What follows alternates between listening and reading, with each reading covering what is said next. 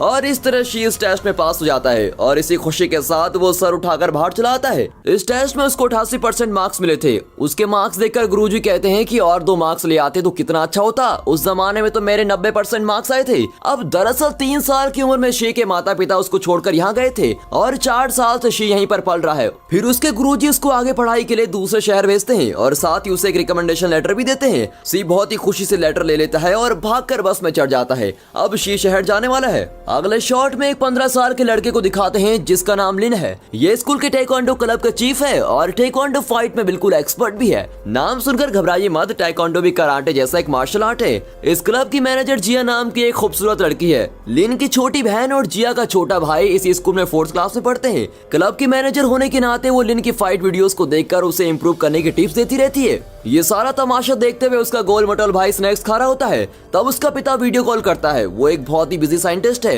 और ज्यादातर लैब में ही रहता है और इस बात को लेकर जिया बहुत ही नाराज होती है। पिता हमेशा लैब में काम करता रहता है और जिया ही अपने छोटे भाई की देखभाल करती है। अब कॉल में जिया का पिता कहता है कि मैंने एक पार्सल भेजा है जो मेरा बहुत ही इंपॉर्टेंट आविष्कार है, तुम्हें उसको संभाल कर रखना होगा। तब कोई दरवाजा खटखटाता है। जिया दरवाजा खुलकर देखती है लेकिन वहाँ पर कोई नहीं होता।